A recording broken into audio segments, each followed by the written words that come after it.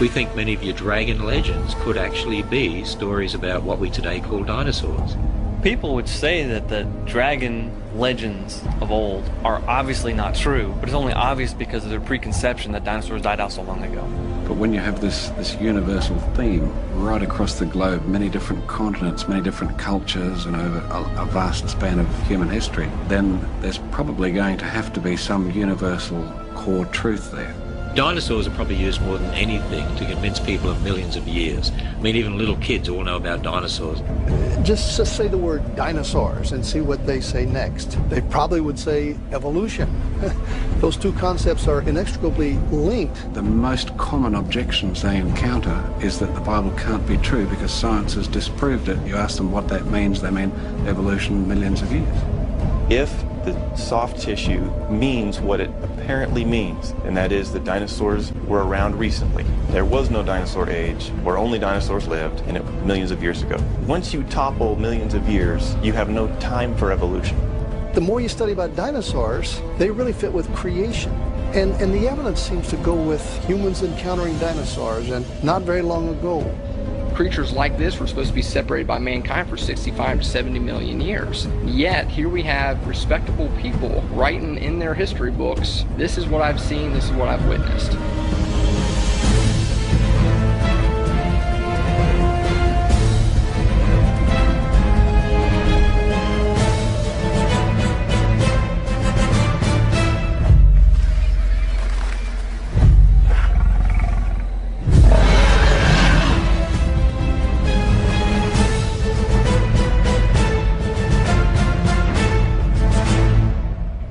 Why are you picking that one?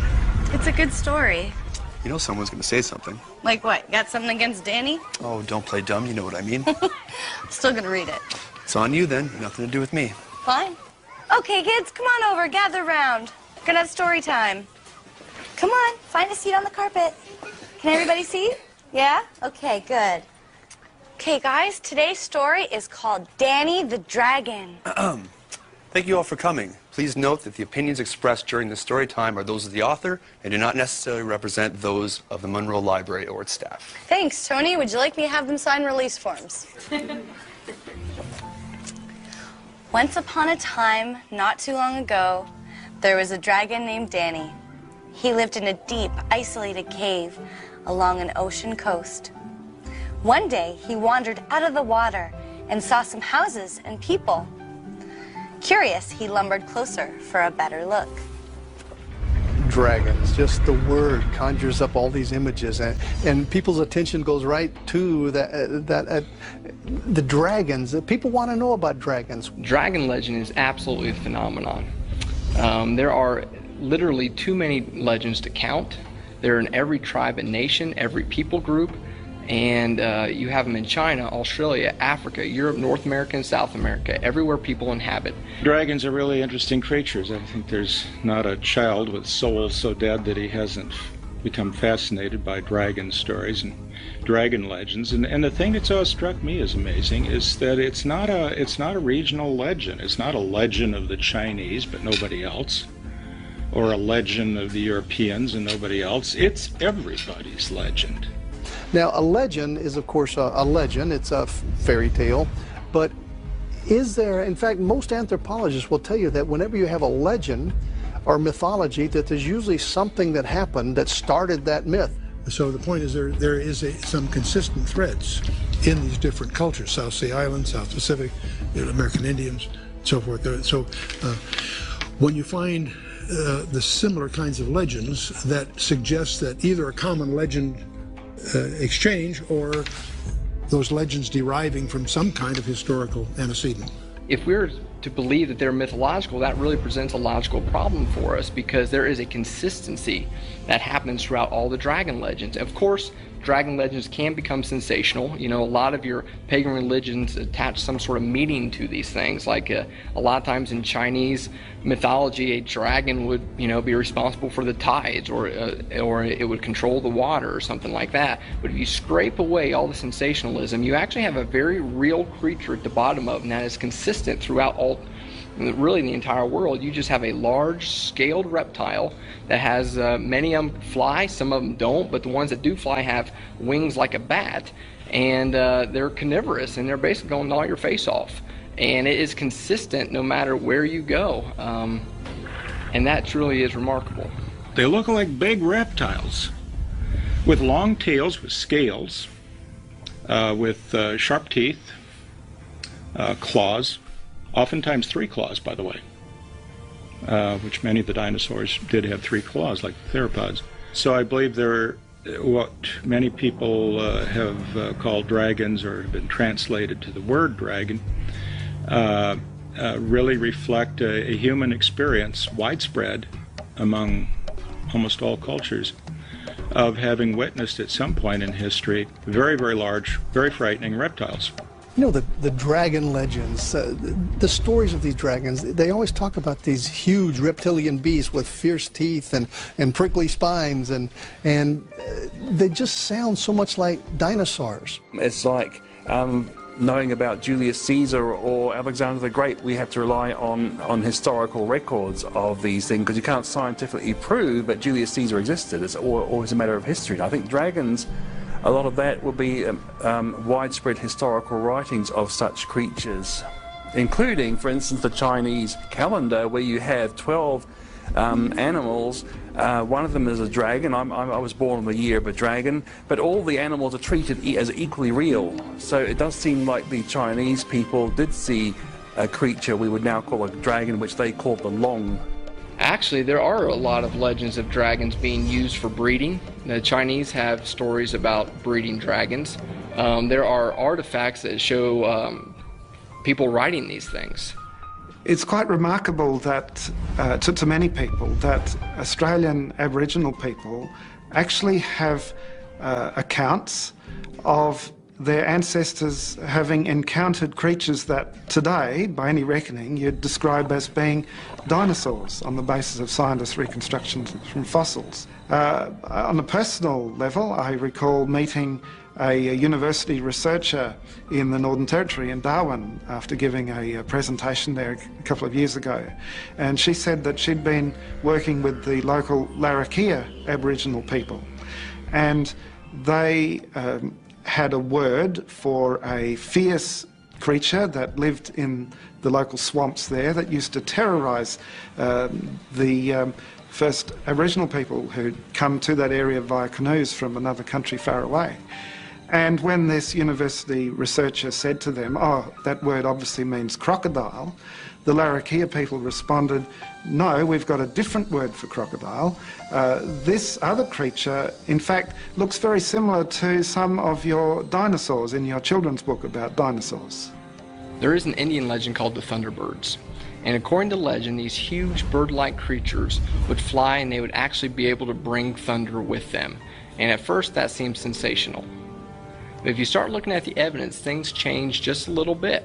Because what is in the Black Hills in South Dakota, the legend is that these giant thunderbirds would actually fly to the top of the Black Hills, and they would like nest there. Now what is fascinating is that scientists have long believed that those kind of gigantic creatures needed strong winds to propel them to high heights.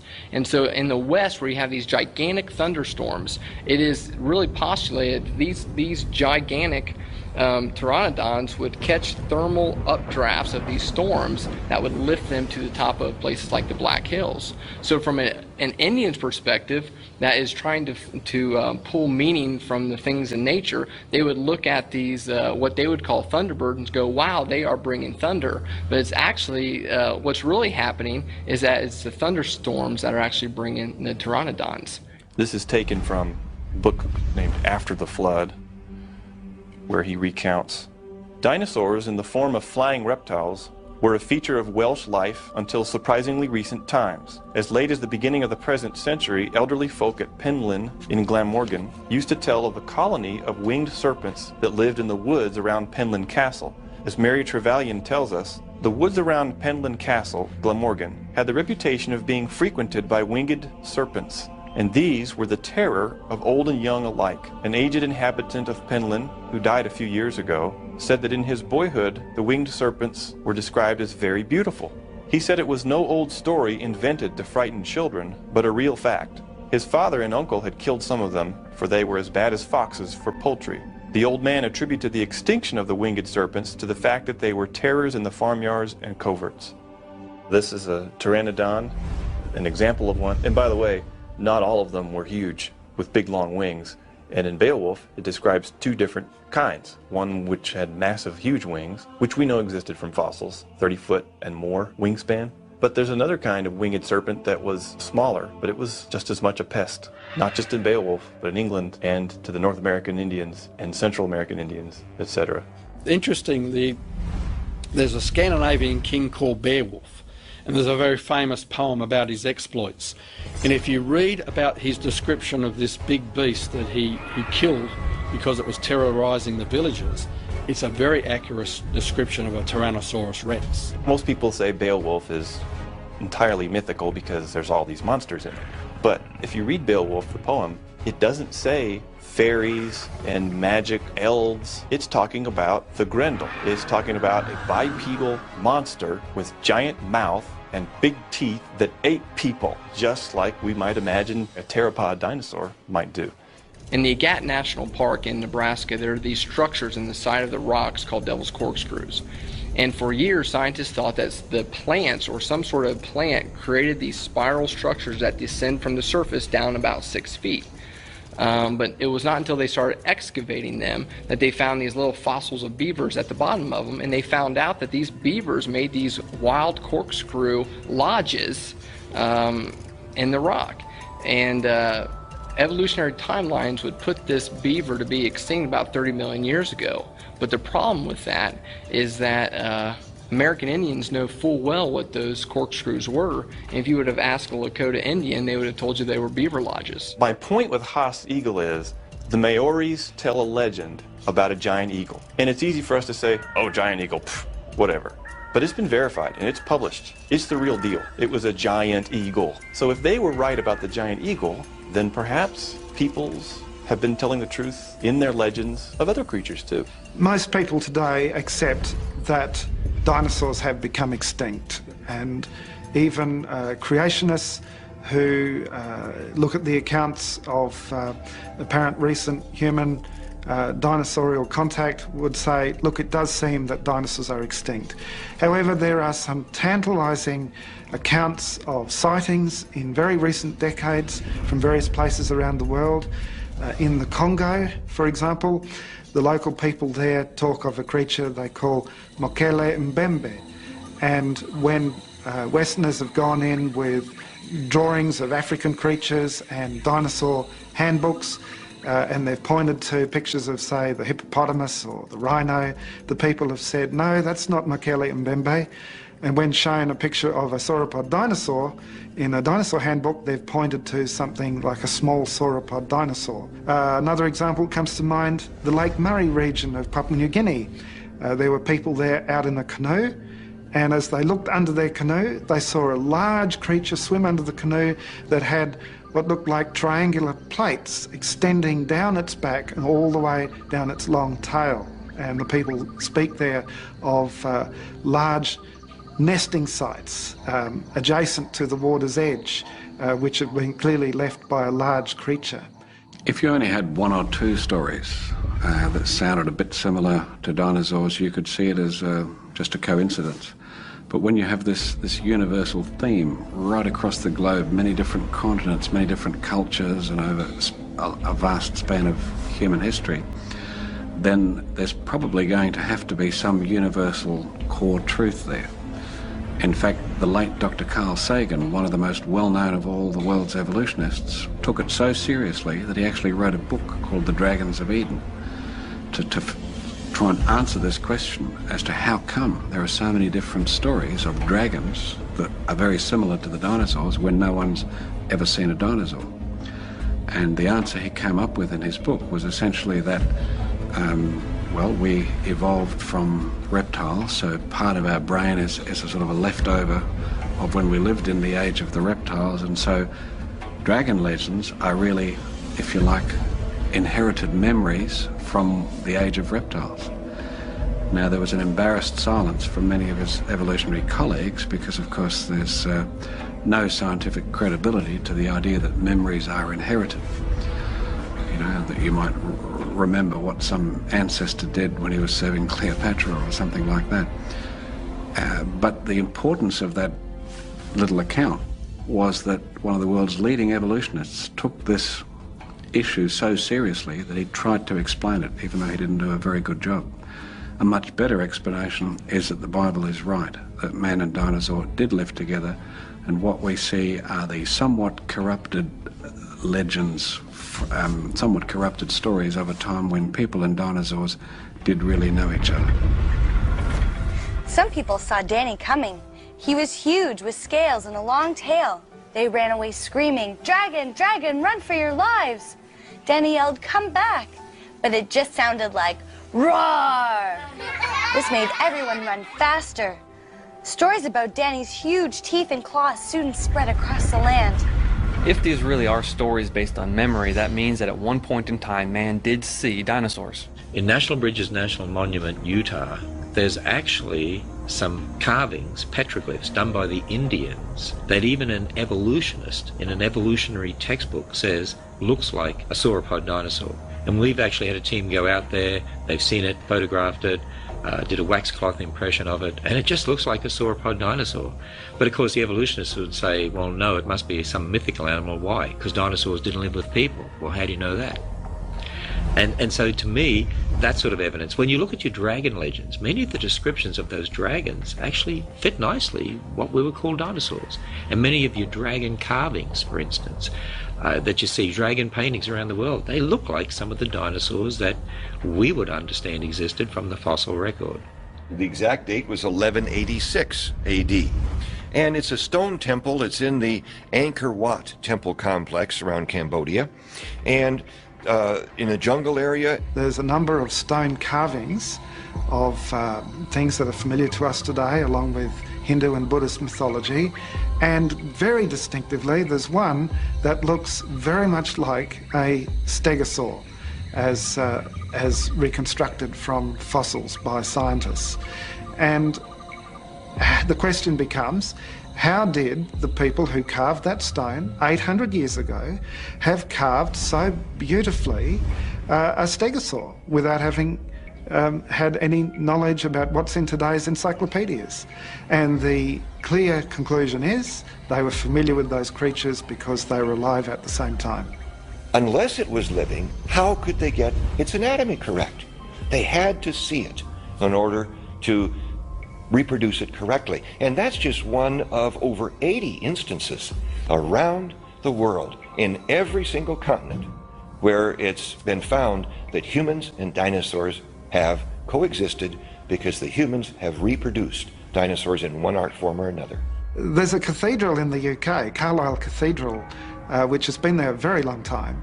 And one of the bishops buried there 600 years ago has, on the brass trimmings around his tomb, a number of engravings of animals, many of which are familiar to us today, but there's also some that look very much like sauropod dinosaurs. In fact, any 21st century child would immediately recognise them as being sauropod dinosaurs. And so when we think about the evolutionary view that says dinosaurs became extinct 65 million years ago, and then we look at these sauropod dinosaur engravings on this 600-year-old tomb, how did they get there? The oldest artifact that we have, period, is an Egyptian slate that commemorates an Egyptian king. And Hierakonpolis slate is one of the names given to this artifact. And on one side it shows him grasping the head of his recently defeated foe and about to chop the head off. So it's a slate saying, look how great I am. And on the back, it's got some Egyptians with ropes around necks of two great sauropod looking, I mean, they look just like a children's book with a Apatosaurus on it or something, necks intertwined. And we have this motif repeated on two different, totally different places, separated by hundreds of years. Obviously, if there are engravings of sauropod dinosaurs which are hundreds of years old, prior to any scientists' reconstructions of fossils, the only way that we could say that they could have done it so intelligently was if they had viewed the creatures for themselves, or at least had access to sketches or drawings or descriptions made by eyewitnesses of those creatures at around that time.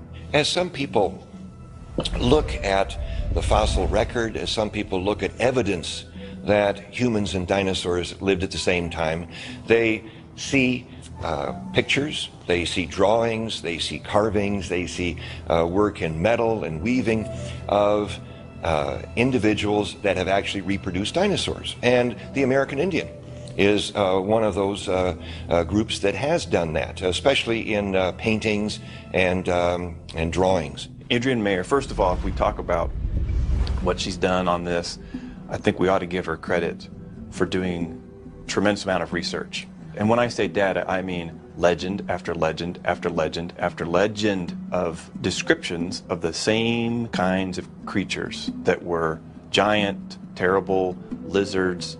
There were thunderbirds, there were water monsters given the same description from tribe after tribe after tribe across North America, but even in South America and Central America. We've got this robust legendary lore, complete with descriptions of habitat, descriptions of habit, anatomical attributes. Where did all this come from? And some people say, well, we don't want to have the Indian living at the dinosaur, so the Indian went ahead and found bones and then went ahead and assembled those bones into the proper shape and then put the musculature and the skin on the bones, and then based upon what they came up with, they then did a drawing showing what this dinosaur or reptile would look like in life.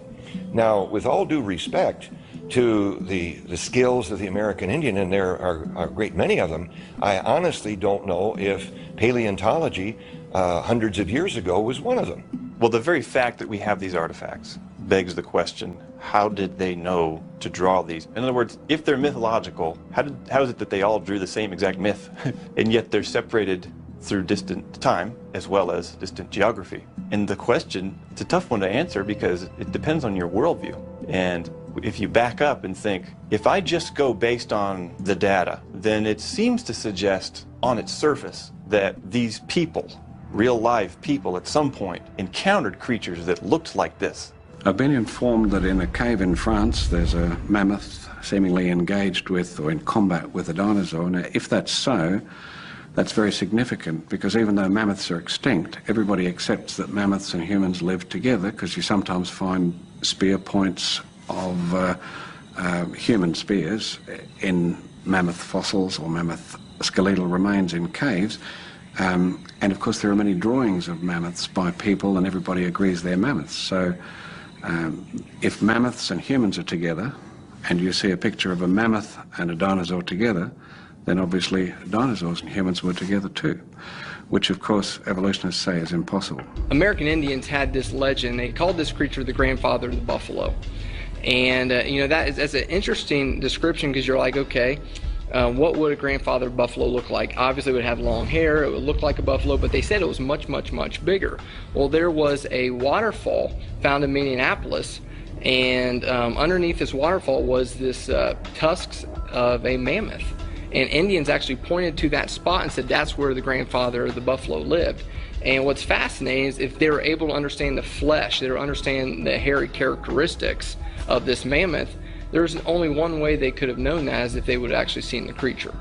And once again we see that the evolutionary time frame, that the layers in the rocks represent millions of years, comes to grief on things like this, which show that people, dinosaurs and mammoths and many creatures that we're familiar with today all lived at the same time. First of all, what we have to understand now was not until the year 1822 when Gideon Mantle and his wife found the iguanodon tooth. And that was supposedly the absolute beginning of our understanding of dinosaurs. And modern academia will tell you that is when we discovered them. Well, the problem with that is that we have all these images of ancient people groups that had intimate knowledge of dinosaurs. They drew them on vases, they were on pottery, and if it is true that they had no knowledge of dinosaurs, then where in the world did all those images come from? The people went to the police and demanded that something be done. The police gathered their weapons and their bravest officers and went off to see what they could find. Danny was terrified. He just wanted to find a friend. He was very old and had looked everywhere but couldn't find anyone else like him. It was like he was the last dragon on Earth. You know, it's funny how historians treat ancient history.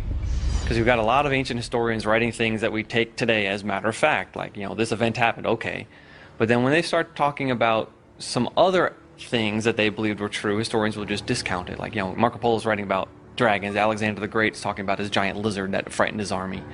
And there's all sorts of other accounts in history as matter of fact accounts of great lizard-like beasts, and yet they're routinely discredited as not being true. You know, it is a misnomer that some of these dragon legends, or all the dragon legends, are just a product of opium-inspired pagan religions. I mean, that is not the case at all. What you have is you have actual historians. You have Herodotus, you have Flavius Josephus, you have Marco Polo that talk about dragons. Herodotus actually heard an account of flying reptiles, and he went and checked it out himself. And so, I mean, he showed the mettle of a true historian. 400 years later or so, you have Flavius Josephus, an incredible Jewish historian, also talking about seemingly the same creature. You have this flying reptile. You have Marco Polo that after his journey to China is describing a huge dragon. He calls it a dragon with this tail that is really dragging through the sand, leaving these marks. And we come to the point where we have to ask ourselves, are all these people just making this up? They're describing creatures that were not supposed to be alive then. According to evolutionary theory, that creatures like this were supposed to be separated by mankind for 65 to 70 million years. Yet, here we have respectable people writing in their history books, this is what I've seen, this is what I've witnessed. And they sound just like dinosaurs. Well, I think we should take the testimony of these very reliable historians. For the most part, I think that they were very candid in what they were writing about when it came to historical narrative. And if they were talking about these large, formidable creatures, I don't see why there's any reason to question that. If man and dinosaurs never lived together but were separated by millions of years, then we have to say all those ancients were mistaken. And I don't believe that we should accuse them of that, because they were intelligent people like you and I. They built cities before the flood. We're told that they had musical instruments. They had tools of iron and brass. Now you think about that. Before the flood they had metal tools. That implies they had to find the metals, they had to mine them, and they had to smelt them exactly like we do today. So let us not dare accuse ancient people of being unintelligent and untechnological. The Bible does use the term dragons over and over again. It talks about ocean dragons, it talks about flying dragons, it talks about land dragons. And you know, that seems to fit with these great reptilian beasts that include the dinosaurs. And it makes sense. If those things were so dominant on the planet before the flood, and certainly right after the flood, they would have made it into the history of the culture. In 1845, a newspaper in the town of Geelong in Victoria published a sketch of a creature that the local Aboriginal people had described as a bunyip. A common Aboriginal term for monster. It's often thought of as mythical, but this Aboriginal had big, deep claw marks across his chest, and the description he gave, presumably through an interpreter at the time, was the basis of this sketch in the Geelong Advertiser, and it looks very much like one of the duck-billed dinosaurs. In fact, some large bones were reported at that time that were fresh and were unlike any other creature that people were familiar with at the time. And 13 years later, on the other side of the world, a dinosaur was unearthed, and it was called Edmontosaurus. And when you look at a reconstruction of Edmontosaurus next to the sketch of the bunyip drawn by the artist for the newspaper in Geelong on the basis of Aboriginal descriptions, the two are very similar. You have to interpret evidence of the present in relation to the past. And what I would say is this: there is very strong circumstantial evidence, because all evidence in relation to the past is like a forensic scientist. They're working with circumstantial evidence. Is very strongly confirms the Bible's history that dinosaurs and people lived at the same time. With so many people hunting him, Danny had to hide. As he rumbled back toward the ocean, he passed a man with 2 daughters walking along the beach. Instead of running, they just stopped and stared in shock. Danny said, "Hello, how are you?" which sounded like a ferocious roar. We think many of your dragon legends could actually be stories about what we today call dinosaurs. The reason why you don't find the word dinosaur in the Bible is the same reason why you don't find words like computer or locomotive, because all of those words were invented in the English language well after the Bible was translated into English. The word dinosaur wasn't invented until 1841 by Sir Richard Owen, who was head of the British Museum. Before that, words such as dragon were used in the Bible. The King James Bible was first translated into English in 1611. So the word dinosaur is a modern word. There is a distinct philosophy that is able to be identified when you look at the King James Version of the Bible that was first printed in 1611 to the more modern translations in the English language like the ESV. In 1611, they used the word dragon 35 times. In the Old Testament alone, they used the plural word dragon 16 times. But if you look at the ESV today, they use the word dragons in the plural form 0. And what is very clear to see is that whenever dragon is used to refer to a real living, breathing creature that walks upon land, the ESV has decided that that is not a word that can be used. Most of the time they replace it with jackal, which is like a little hairy dog. Now that is a big discrepancy between a small, hairy, fox-like creature and a big, gigantic reptile-like creature. And what you see is that the evolutionary mindset has seeped into so many things that we have even our most conservative Bible theologians look at dragons. They do not make the connection between dragon and dinosaur, and they have the idea that, wow, dragons aren't real, and so we have to protect the inerrancy of the Bible. Most of the people believe that dinosaurs died out 65 million years ago, and therefore humans couldn't possibly have seen them because they haven't been around that long. So it's a case of a faulty view of history with this millions of years imposed upon it, which means they have to try to explain away human encounters with creatures which we would call dragons. But sometimes we treat God like he's a little old lady that needs help crossing the street. You know, no, I believe that God said what he means, and he means what he said.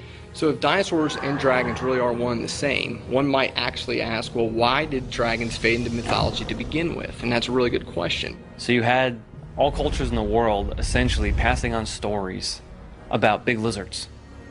And over time, those stories get corrupted, they get distorted. It's a fish story of the day, you know, they get this added or that added, and all of a sudden they become magical and they cast spells in at least in modern fantasy literature. It was not until around the year 1800 that a French scientist named Georges Cuvier started to publish his findings that the extinction of a species was actually possible. Before that time, no one thought that species could go extinct. They actually thought that God had a kind of a supernatural preservation on all the species of the world. The reason they thought that was an errant view of the Bible. They go back to Genesis and said, you know, that God created all the creatures and that it was good. So they thought that at that point that there was kind of a supernatural preservation on that. That then got reinforced again when the flood came. And the story of Noah's flood is that God was going to cleanse the planet and was going to basically start over and with Noah and his family. Well, he had Noah bring all the animal kinds 2 by 2 to the ark. And again, there was this sense of preservation. We didn't invent the word dinosaur until the 1800s. And so anything before the 1800s could not have used the word dinosaur. And so no Bible translations would use the word dinosaur prior to the 1800s. And since then, no Bible translation would dare to use the word dinosaur because of pressure from the evolutionists. So people before the 1800, as they're hearing the stories of dragons, they're looking around saying, I don't see that creature alive today. And if it is not alive today, then it was never alive. And that is how and why dragons fade into mythology. There are a lot of things that over the years have been found that were thought to have been extinct. Some mammals, some fishes, some plants. The coelacanth was the classic example from the early 1900s. The Wollemi pine, which was discovered in the later 1900s. So there's a lot of things that pop up that no one thought should be, everyone thought went extinct, But it turns out that they're still here and they're essentially unchanged from the way they were supposedly millions of years ago. And also there's an Australian living fossil that's very well known. It's called the Wollemi pine. And it was found in a very isolated part of a conservation reserve near Sydney in New South Wales. And it quickly became known as the dinosaur tree, because they said it had lived alongside the dinosaurs, and the initial dating of the Wollemi pine fossils was that it had been thought to be extinct for many millions of years. Now, when they found this Wollemi pine just a short time ago, the curator of the Sydney Botanical Gardens apparently said, it's just like finding a live dinosaur. I think he said a live small dinosaur, because the point is it has exactly the same significance. Now, the coelacanth is a fish. Fossils have been found of this fish that the evolutionists say died out, say, 70 million years ago, came on the scene about 400 million years ago. The reality is, in 1938, off of the island of Madagascar, fishermen started catching coelacanths. And so now the evolutionist is presented with a problem. If coelacanths died out 75 million years ago, what's a live one doing in 1938? And they found a lot more of them. Some are even in aquariums today. Here's an interesting thing. Years ago, when I was in undergraduate school in Minnesota, I was taking a course in botany, and our professor took us all outside the botany building to pay obeisance to a ginkgo tree. And we all stood around in just deep reverence looking at this ginkgo tree, because we were told that this ginkgo tree, we can see it in the fossil record back to the time of the dinosaurs and beyond, and here it is growing alive and well just outside of our botany building. And isn't that amazing? And boy, we were impressed. But you know, now that I look back on that, why didn't our prof just show us the far more abundant oak trees and elm trees? Because they're in the fossil record too. We have acorns, we have walnuts, and these are dating back 40, 50 million years. No, I don't accept these dates. I believe the Earth is 6,000 years old. But if you're going to accept these dates, we have a tank here in the Creation Museum that is full of native Kentucky aquatic creatures. Sunfish, which have been found, the good old sunny you fish for, you know, if you like to fish. They were around back, according to the fossil record, 40, 50 million years ago. Garfish go back at least as far as the dinosaurs. We have the short-nosed gar in the tank. Turtles, 120 million years. Bats, 60 million years, 50 million years, and they look just like the bats do today. Amber is what I call a time capsule. It is some amber is supposed to be up to 50 million years old, and quite a bit of amber has what are called inclusions in it. Now, inclusions can be insects, they could be water, they could be oxygen or air bubbles, if you will. And the reason I call amber a time capsule is, lo and behold, when we find, for example, ants and termites, we've even found the pine bark beetle that is decimating the forests in the Rocky Mountain West. These animals, or these insects, if you will, are exactly the same as what we have today. The Jurassic shrimp was supposed to become extinct during the Jurassic time, and yet they're alive and well and just as delicious today as back in the alleged evolutionary past. And so these living fossils, I think, are clear testimony to the youth of this Earth. Terrified, the man pushed his daughters behind him and said, "Oh God, you are wonderful and powerful and created such amazing creatures. Please don't let him eat my daughters. As you love all your creation, I love them." Then he turned and plunged back into the ocean. According to conventional wisdom, the dinosaurs lived from about 250 million years ago to about 65 million years ago. The reason why they say that is after the so-called Cretaceous layers, you don't find any more dinosaur fossils above there. And so they believe the dinosaurs were wiped out 65 million years ago. And they believe that man only evolved in the last 2 million years, say, because we only find human fossils at the very top of the layers. And so man and dinosaurs, in their view, could never have lived together. because they would be separated by over 60 million years. An evolutionist would look at the fossil record, and they would, based on their idea that the Earth is ancient and that the present is the key to the past, and they would look at natural processes which act very slowly, they would say, therefore, the fossil record must have accumulated very slowly. And because it's such a slow process, it's actually, you can look at it and look at different eras of time. And so in this section, these fossils are buried. That means that these fossils are alive at one point in time. And then if there's a layer that appears above that, well, that must be a later period of time. There's a different set of fossils being buried there. That's a snapshot of a different period of time. And then they build this very elaborate tree structure of all of life, and they build this very elaborate model of the geologic record. Well, basically what they do is look at the sedimentary rock units in the Jurassic layer, and they find some dinosaurs there, and they say because we find dinosaurs here, this particular layer is at least 70, 75 million years old. And so it is a tautology where they date the fossils by the rock layers, and they date the rock layers by the fossils that they find in them.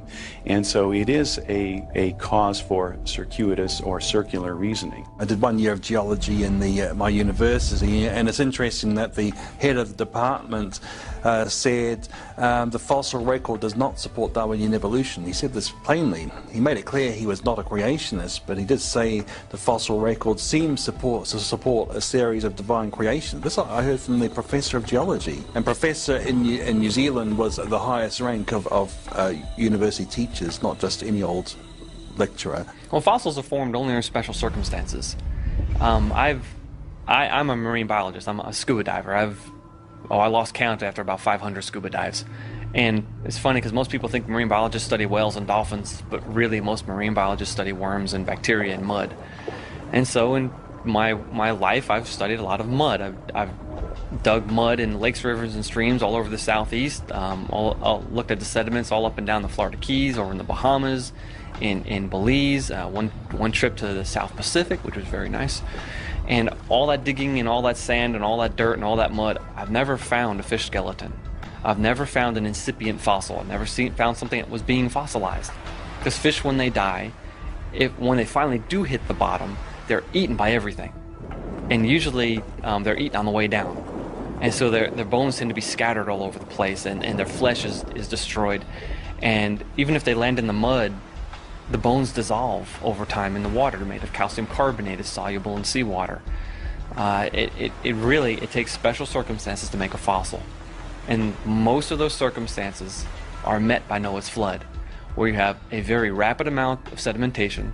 We have lots of fossils being buried very quickly, being sealed off away from oxygen, and then being impregnated by the minerals that dissolved in the water that can recrystallize inside those bones, prevent them from dissolving away, and you get a fossil. I believe those dinosaurs were buried in sediment at the time of Noah's flood, which would have been about 4,000 years ago.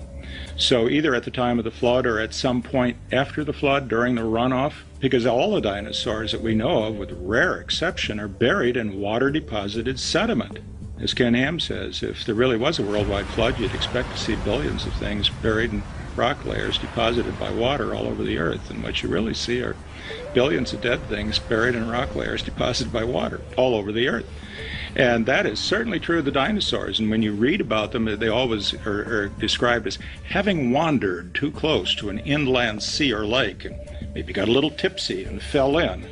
And before their flesh could rot, before scavengers could eat it, they became encased in a very cementatious rock.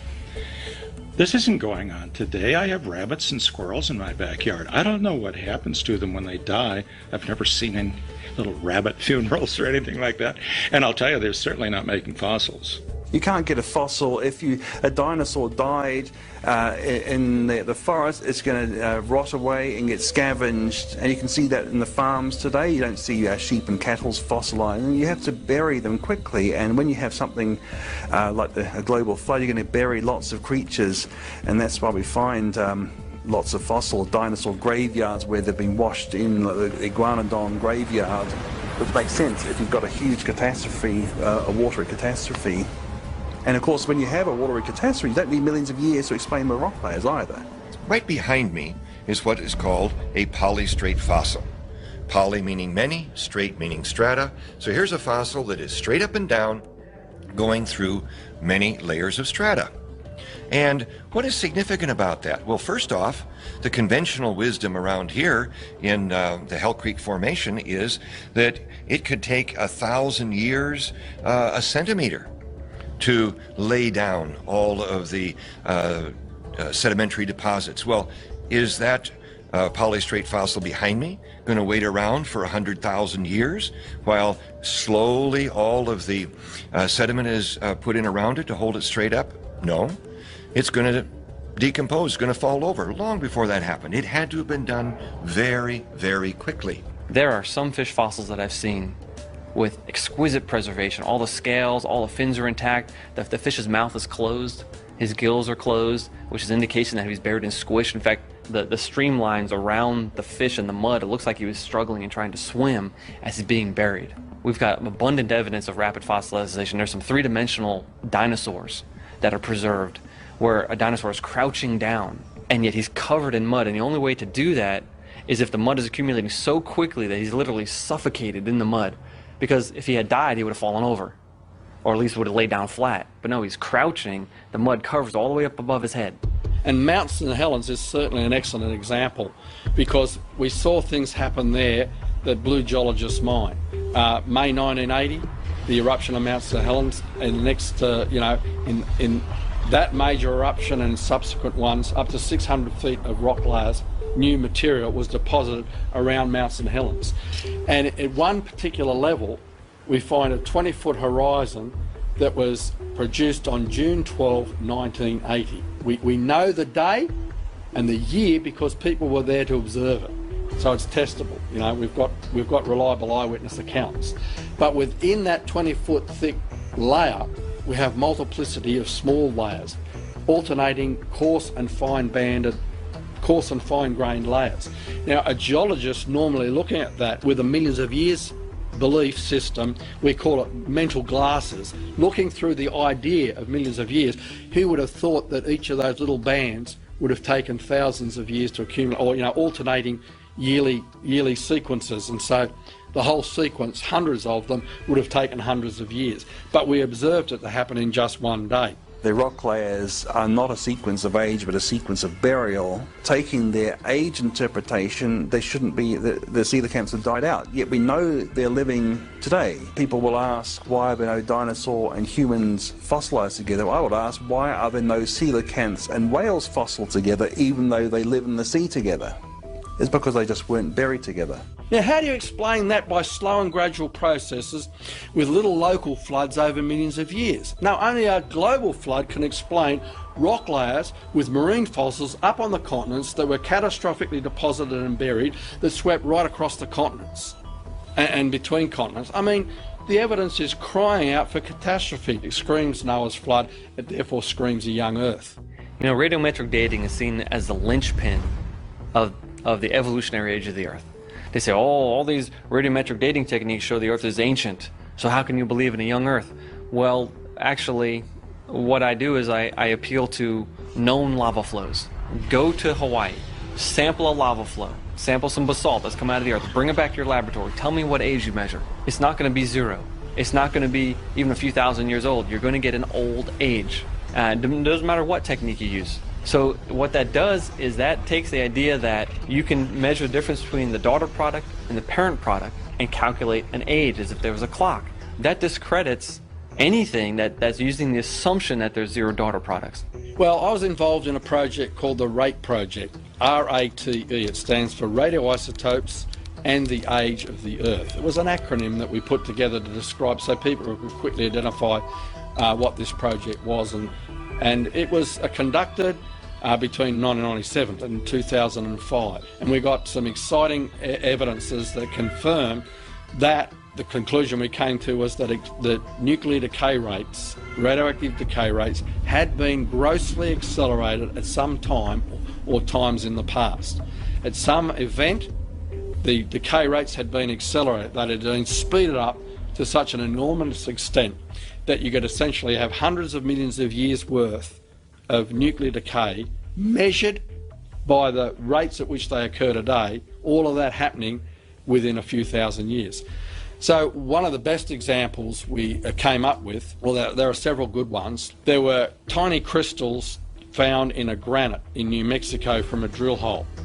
And essentially, when uranium decays to lead, the parent decays to the daughter lead, the byproduct is helium.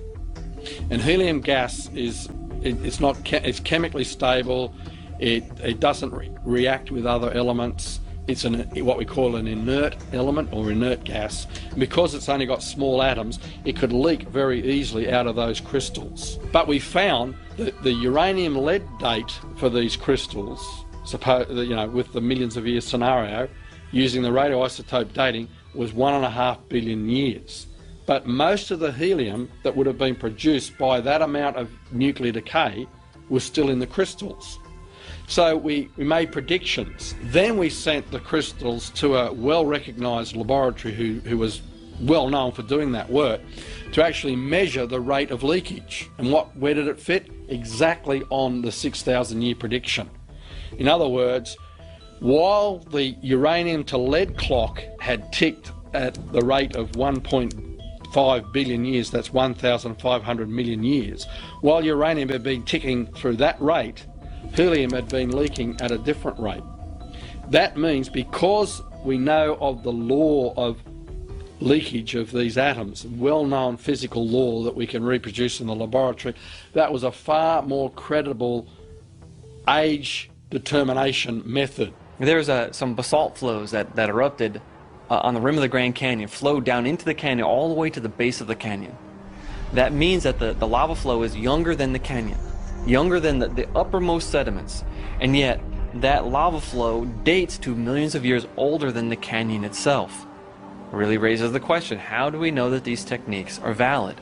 We've got other lines of evidence. There was about 3 or 4 lines of evidence that we found that all pointed in the same direction, that the assumption of nuclear decay rates always being constant at the rates we measure today isn't true, that they were accelerated in the past, and that means the clocks can't be trusted. We have done carbon-14 dating on coal and diamonds, which are hugely old. Diamonds are supposed to be over 1 billion years old, and yet we find carbon-14 in them.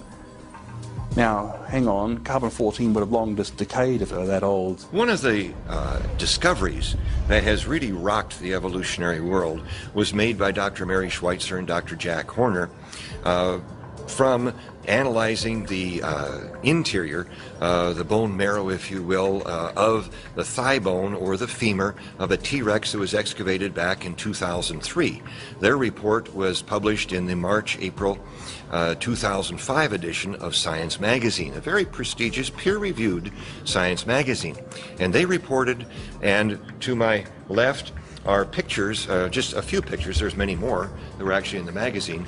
They reported soft, stretchable, elastic, snap back like a rubber band tissue in that thigh bone. In addition, they reported finding red blood vessels that still had blood cells in them that were identifiable, and all of that would be impossible if this dinosaur died out 65 to 68 million years ago. Clearly, science has shown this dinosaur died out very recently, and I would say perhaps as a result of the flood of Noah's day, just a matter of, say, 4,000 years ago. Doctors Mary Schweitzer and Jack Horner are paleontologists. They study fossils. Specifically, they're interested in dinosaurs. In fact, I think you could call Jack Horner Mr. Dinosaur. I mean, he's probably associated with the study of dinosaurs as much or more than anyone else that comes to mind. Mary Schweitzer said that on one such test, she said she couldn't believe it until she'd done it 17 times. This is pretty thorough. So most people are understandably shocked, and that includes certainly evolutionists, that you should find what appears to be fresh marrow. Still soft, still with blood vessels, still with red blood cells. More recently, they've gone beyond that. Schweitzer, working with other investigators, have looked at the biochemistry of the marrow, and they have indeed found protein fragments. Now, not the whole protein, but protein fragments. Proteins usually don't remain completely undisturbed for a few thousand years, and of course we have no idea for 70 million Well, of course, the evolutionary naturalists who embrace the long ages of evolution, who maintain adamantly that man and dinosaur are separate by 65 million years, are very, very uncomfortable with these continuing discoveries of Mary Schweitzer. Tom Kay of Seattle, who was also a critic of the first study of Mary Schweitzer, said, and I quote, "This will either be nothing or the biggest revolution in paleontology ever." You know, I would have to agree with the latter portion of his quote. This is one of the greatest paleontological discoveries ever. Danny returned to his cave, deep in thought. What had made that man on the beach so brave? The man had spoken about someone who had created him. The man had spoken about a creator that loved all his creatures. Was Danny one of those creatures? Most of your dinosaur books, if you go to Barnes & Noble or wherever, they're all millions of years, millions of years, millions of years. Kids have been to see those movies that talk about dinosaurs. They might be fictional movies like Jurassic Park and so on, but at the same time they still teach millions of years. Ever since Darwin and Lyell, that this idea of many, many millions of years is a philosophical necessity, but is certainly not found in science. The main movers and shakers at the time were really striving to discredit the Bible. I mean, Lyell himself said that his stated goal was to free the world from Moses. And if that's a stated goal, to free the world from Moses, he is actively trying to undermine the biblical account of creation. So that's why we have to talk about the age of the earth issue if we want to talk about dinosaurs and humans, because these are two radically different views. And if the earth is young, then dinosaurs and man did live together. And the dragon legends are believable. Paleontologists also, I believe, go ahead and fill in the gaps as they see them in the evolutionary timeline, going from monkeys to man, going from microbes to man. One of the things that they find, though, in the process of doing that is that life is very complex. Whether it's dead life or living life, it is still extremely complex. And so that means they've got to have huge amounts of time in order to give people any idea at all that it's credible to go from microbes to man. And that's really, time is the magic bullet for the evolutionist. It's a lot of time which makes the impossible possible. Old Earth, old universe even, but certainly old Earth, 4.5 billion years, is important to the evolutionist because they need a great deal of time for things to evolve by the evolutionary process, which would involve random changes due to mutations and natural selection. I would suggest it requires infinitely more time than the pittance of 4.5 billion years. I encourage them to think along the lines of Google years. That would be to the Google power. I mean, you need years that make billions look like nothing if you're going to try to attribute to chance even a single biologically useful protein. Well, they say that over billions of years anything is possible, but would you ever expect someone to win the lottery every single day for 10 years straight? That's essentially the odds that they're claiming anything is possible. If that happened, a court of law would call that guy guilty, send him to jail for the rest of his life because he's cheating. Even if they don't know how he's cheating, they would have to conclude that you are cheating because this is impossible.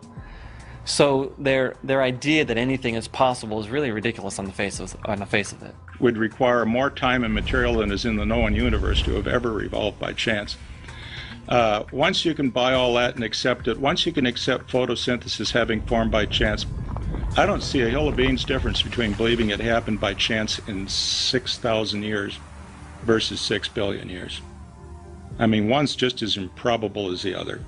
We've reached a point where the p-values are so low that what's the difference? But evolutionists know that their arguments would be even less tenable to laymen if the times were shortened too much for them. We say humans are very complicated and a sponge or a jellyfish would be very non-complicated.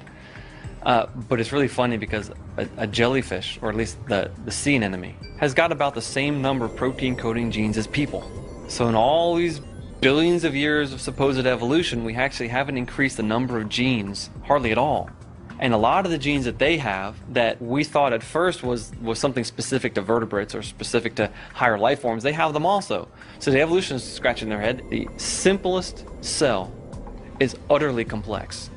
The simplest life out there is so mind-bogglingly complex that to me, it's impossible to conceive that it just spontaneously evolved from random chemicals. There is an unbridgeable gap between the simplest cell and random chemistry. It's sort of like saying, oh, well, we can find, if you go out in nature, you can find a rock sitting on top of another rock. Just from natural processes, you know, maybe fell off the cliff and landed on top of another rock. And because you can find rocks sitting on top of rocks, that explains the Great Pyramids. Well, of course, that's ridiculous. We have decay. We have the second law of thermodynamics. I look in the mirror every day and it's hitting me with a vengeance. Yeah, we've been told that if our theories ever run counter to the second law, we can be pretty sure they're not right. The second law basically tells us that at least a closed system, everything goes downhill.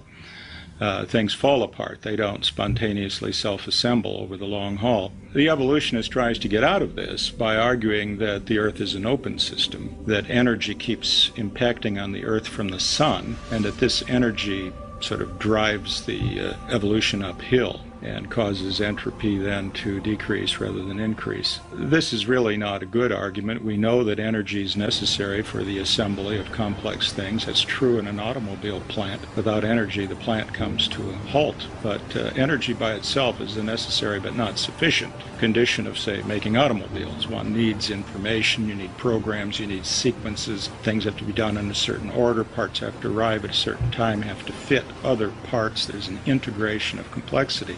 Energy alone is not sufficient to explain it. The Achilles heel in evolutionary theory is a lack of transitional species. There should be millions of transitional species. There should be tremendous numbers of transitional species between the major groups of animals, but there aren't. In fact, you've got the Cambrian explosion where all the major phyla of life, the biggest differences that exist, they just poof, appear out of nowhere with no transitional species. You've got Darwin saying that he's leaving it up to future generations of geologists to discover all the innumerable transitional species that must exist. But since the 1960s, the fossil record's changed by about 4%. So what they have is a handful of disputable transitional species. Those transitional species they use today were not the ones they used in the 1970s. It's not the ones they used at the 1925 Scopes trial. It's not the ones that Charles Darwin had in his day. Each transitional species seems to have a shelf life of maybe 10 years. And then it's kind of quietly shuffled off to the side, and they think of something else, and something else is brought up as a transitional species. I mean, you had the famous Evolution of the Horse series. Everyone remembers that, the little horse or the big horse. That's not found in the textbooks anymore, and if it is, it shouldn't be, because that's been routinely and soundly discredited. And a lot of the other things that people would remember as the best evidence for evolution really turned out to be no evidence at all. Charles Darwin did the same thing when he thought up his idea of evolution. He saw that the facts of the fossil record did not line up with his theory, and so he made a very unscientific decision. He decided to hold on to his theory and ignore the facts. The same thing happened in the 21st century. Mary Schweitzer said in Discover magazine, April of 2006, quote, "I had one reviewer tell me he didn't care what the data said. He knew that what I was finding wasn't possible. I wrote back and said, well, what data would convince you? And he said, none," end quote. And so here's a perfect example of where people are saying, I have my unproved theory of evolution that spans many, many millions of years, where there's no creator, no designer, it's just time, chance, and natural processes, but the facts don't line up with it. I'd rather hold on to the theory than the facts. Many of the opponents of young Earth creationism point to young Earth creationists as being the enemies of science, that they don't think rationally and they actually stop good science being done. In fact, when you look at the really great breakthroughs of science in recent decades, very often you'll find those who made those breakthroughs were Christians and certainly understood the God of creation. I mean, who can we name bigger, more influential than Isaac Newton? He was a Bible-believing Christian. Pasteur, Kepler. I mean, We're not just talking about mere Nobel Prize winners. We're talking about people that opened up whole areas of science. Boyle, Maxwell, Faraday, George Washington Carver, Louis Pasteur, all of these men of science who were also men of God, who believed that in the beginning, God created. So many people think it's the religion versus science. No, it's the science built on one religion versus the science built on a different religion. And see, I start with a belief that God's word is true, that we have reliable eyewitness accounts of what happened in the past, therefore I build my science on that. Whereas an evolutionist has a belief in millions of years with no God, just everything happening slowly and gradually, and he builds his science on that. What most people have to decide which view is correct. The search continued for Danny, and the tracks he had made were easy to follow. Soon the authorities were searching the water, and Danny had to leave his cave and dive deeper and deeper. Somehow, though, despite not finding a friend, he didn't feel as alone as before. Someone out there must have loved him, enough to make him. He may be different, but he was loved.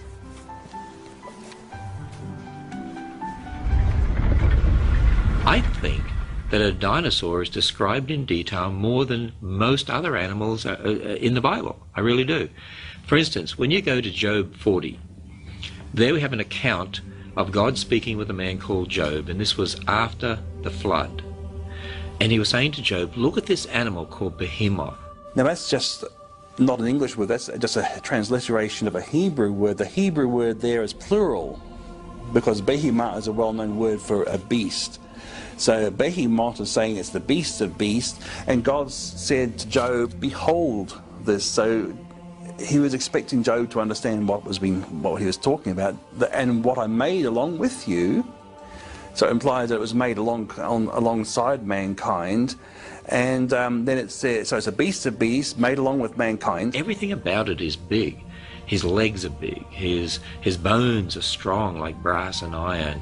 He's an enormous creature, chief of the ways of God. Some Hebrew experts say that means it was the largest land animal God made. And you know, the largest land animal we know of today from the fossil record are some of your dinosaurs, like your sauropods, like a Seismosaurus or something. And then it has a tail like a cedar. Well, you think of the cedars of Lebanon. I mean, a tail like a cedar, that'd be an enormous tail. You know, many Bible commentaries, for instance, the NIV Study Bible in the notes actually says this was a hippopotamus or an elephant. But a hippopotamus tail is like a little flap of skin. And, you know, an elephant's tail, it's like a piece of rope hanging in the wind. It's really difficult to know why many commentators, even conservative commentators, are unwilling to take the descriptions in the book of Job about this creature and to try to apply them to a hippopotamus or some other animal when the description doesn't fit. I suppose only they themselves know their motives, and the Lord. Is it that they're afraid of looking foolish or, you know, scientifically simplistic or whatever? But it is very clear that the description of the animal there in Job's book is not a hippopotamus. When we look at the description of that creature, it really does seem to fit with a brachiosaur or a patasaurus, sauropod type dinosaur. You read the description of behemoth while looking at a fossil at, say, the Pittsburgh Carnegie Mellon Museum of Natural History, and limbs like great bars of iron, you know. That's exactly the way it looks.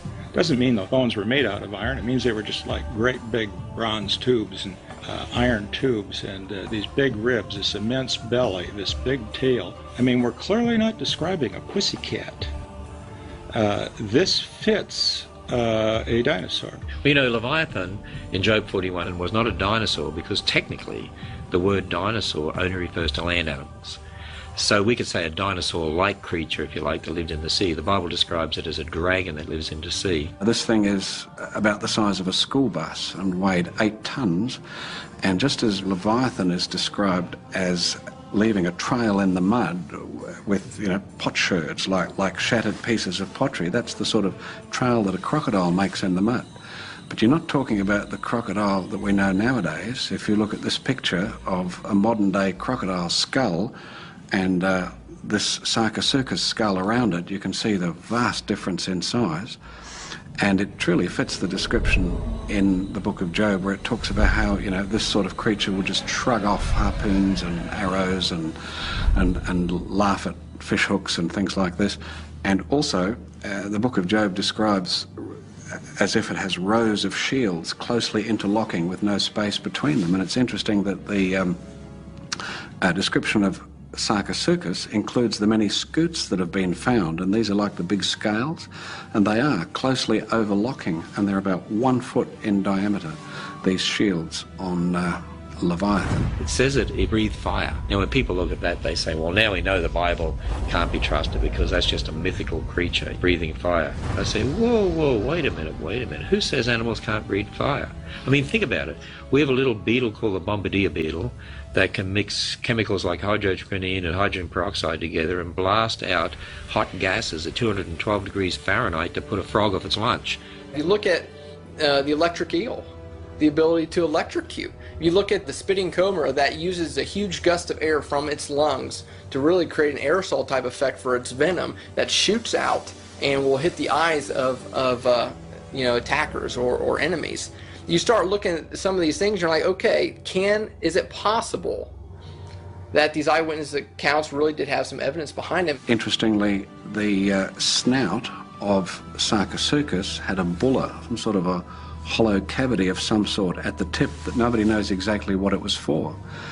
Could that have been for mixing of chemicals or some sort of a chamber, some sort of a chemical storage chamber for generating the fire and smoke that the book of Job also describes concerning Leviathan? We have the eyewitness testimony of these dragons in the world after the flood, which fits them being on the ark with Noah. When we're talking about dinosaurs and talking about dinosaurs as being on the ark of Noah, boy, immediately some people that don't believe that, their antenna goes up. They say, oh, dinosaurs are too big.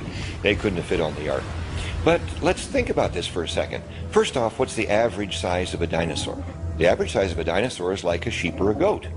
It's not like a big, huge T-Rex or a big, long neck Apatosaurus or something like that. But then let's look at the long neck dinosaur or the T-Rex or any of the others of that size.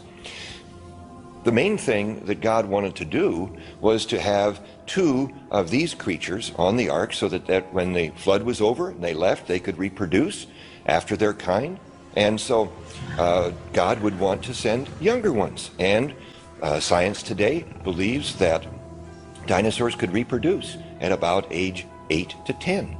So younger, smaller.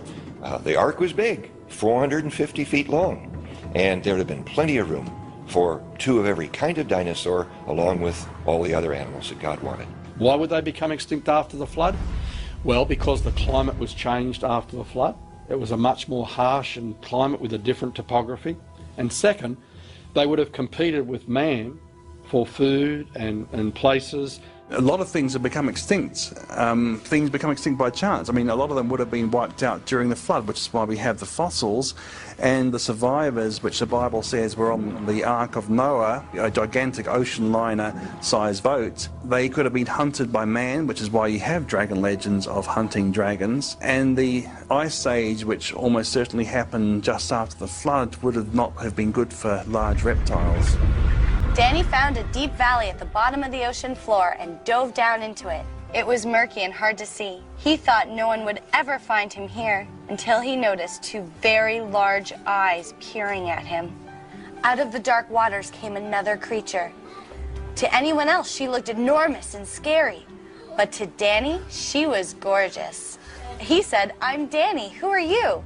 Which sounded like, "Roar!" But instead of swimming away, she roared back, "I'm Lucy. I thought I was all alone." Danny smiled. Not anymore. Never again. And deep in the cold and dark at the bottom of the ocean, the two dragons swam off to live happily ever after. The end. If it could be shown that dinosaurs were 4,000 years old, it would not be the end of evolution. Nothing will be the end of evolution except the return of Jesus Christ. Man simply cannot tolerate a creator because natural man, apart from having come to know Jesus Christ as Savior, we can't tolerate a creator because it involves accountability. And so we have to explain how we could come into existence spontaneously without a creator, without a designer, without a builder, how nature left to itself, matter, energy, time, and space, that must suffice. In fact, it's the whole philosophy of science nowadays. Scientists are no more objective than anyone else, and there's a worldview thing, because if the flood account is true, it means that God has judged sin, which means we're accountable to him, and that is unwelcome for a lot of people. It's not surprising to me at all that we are finding evidence of man and dinosaurs together, because if you take the creation account literally, then it says on the sixth day would have been the day that God created all of these animals, and man also. Therefore, they were concurrent. The dinosaurs didn't precede man by 1 million or 65 million years. They were on this earth together. Once you look at the soft tissue, combined with the evidence for man and dinosaurs or dragons having interacted, boy, it all fits together. The evidence itself really fits together. The dogma of millions of years isn't borne out by the evidence. Rather, the evidence is forcibly smashed into that dogma. Evolutionary theory is driven by the paradigm and not by the evidence. A lot of people, when they think of creationists who have science degrees, and they wonder how can they believe in creation. What they don't realise is that creation is a logical way of looking at the world we have today in light of historical account in the Bible. It all makes sense. Makes a lot more sense than from evolutionary perspective. The reason why we have the Appalachian Mountains and the Himalayas is because of the flood and all the upheavals that occurred in the flood. Why do we have billions of dead things buried in rock layers laid down by water over the earth? Because the Bible says all the high hills under the whole of heaven were covered with water, and all the animals were swept away, and the water would pick up sand and mud that would bury billions of dead things buried in rock layers laid down by water all over the earth. And so I hold to the view that the Bible tells us what happened in the past. We can test that, and we find overwhelmingly the evidence supports that. I had actually, I guess, really felt that I was really something special, because I could tell God how he did it. I had put God in a box and I'd say, yeah, God, you started out, but this is exactly how you did it. You used evolution. Now, when that was pointed out to me, it hit me right between the eyes. Boy, how arrogant. And then he started pointing out the evidence, much of the evidence we've been talking about today.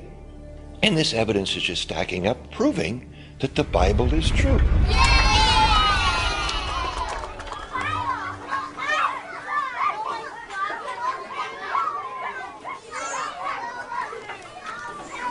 Hi, I thought this was a public library. It is. Is there something I can help you with? Yeah, the story was a little preachy. Who decides what to read? I'm sorry you feel that way. I actually chose the story. I thought it was nice. Not everyone believes there's a God. I liked it. Daddy, can we take it home? Sure, sweetheart. But let's look for some other books, too.